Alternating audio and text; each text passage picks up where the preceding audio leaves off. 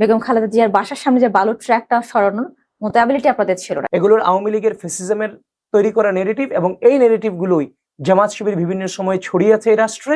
কোন বিষয়গুলো আওয়ামী লীগকে 17 বছর ক্ষমতায় রাখতে পেরেছে বলে সাহায্য করেছিল, আর কোন বিষয়গুলো মনে হচ্ছে যে আন্দোলন করে বিএনপি বারবার ব্যর্থ হয়েছে 17 বছর আগে?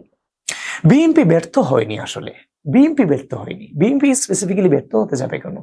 ক্ষতি তো বিএনপির হয় নাই, ক্ষতি তো বিএনপি হয় নাই, ক্ষতি তো টোটাল রাষ্ট্রের হয়েছে, বাংলাদেশের হয়েছে। বাংলাদেশ পিছিয়েছে। বাংলাদেশ তখন ভালো থাকে যখন বিএনপি ভালো থাকে। বিএনপি ভালো জায়গায় আসছে, দায়িত্ব পালন করছে, বাংলাদেশ ভালো ছিল। যখনই বিএনপি খারাপ পর্যায়ে গেছে, বাংলাদেশ কখনোই ভালো ছিল না, খারাপ পর্যায়ে গেছে। এটা বিএনপির প্রতি এই রাষ্ট্রের অলওয়েজ ফেভার কেন থাকে? এটা ন্যাচারাল ফেভার, ন্যাচারাল একটা সম্মান এই পার্টির প্রতি। কারণ এরা বাংলাদেশপন্থী, বাংলাদেশকে বিশ্বাস করে, বাংলাদেশ ছাড়া এদের অন্য কোনো জায়গা নাই। তখন 17 বছর সংগ্রাম আমরা চালিয়ে গিয়েছি। এখন এখানে হচ্ছে যে কিছুটা অনৈক্য ছিল ফ্যাসিজমের। আপনি যখন সরাসরি মানুষকে গুলি করবেন, গুলি করতে করতে করতে করতে নাই করে দিচ্ছেন একটা পর্যায়ে, গুলি করে মানুষ মারতে মারতে, গুম করে মানুষ মারতে মারতে, খুন করে মানুষ মারতে মারতে। আমি আমার সেশনে 7 থেকে 8 জন আমরা রাজনীতি করছি ঢাকা বিশ্ববিদ্যালয়ে, ছাত্রদল রাজনীতি, বিরোধী রাজনীতি করেছি, হাসিনার চেয়ারকে চ্যালেঞ্জ করেছি। ওই আর তো কাউকে তখন পাইলাম না চেয়ারকে চ্যালেঞ্জ করার মতো। সুতরাং ফ্যাসিজম এমন একটা জায়গায় নিয়ে যাওয়া হয়েছে যে বিরোধী দল করা যাবে না সরকারি দল ছাড়া।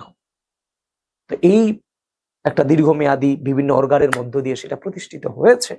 সে আইন শৃঙ্খলা থেকে শুরু করে তার প্রত্যেকটা জায়গায় অনিয়ম হয়েছে।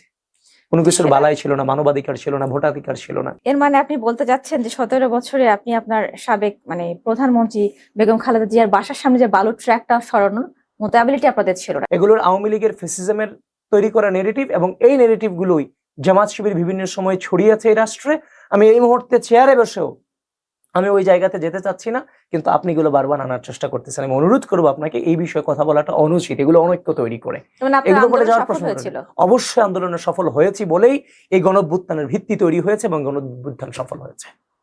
আজকে যদি আমাদের উপর নির্যাতন হইতো, নিপীড়ন না হইতো, যথাসময়ে নির্বাচন হইতো, ভোটাধিকার থাকতো, গণতন্ত্র থাকতো, বিচার ব্যবস্থা স্বাধীন থাকতো, তাহলে আজকে যথাসময়ে নির্বাচন হইলে এমন একটা গণবিস্ফোরণ, এই আপাতত নিরীহ একটা আন্দোলন দিয়ে হতো না তো? এটা তো আপনিও বিশ্বাস করেন। তো সুতরাং নির্যাতনের লেভেলটা যত বড় হয়েছে, ব্রাস্ট আউটটা তত বেশি হয়েছে।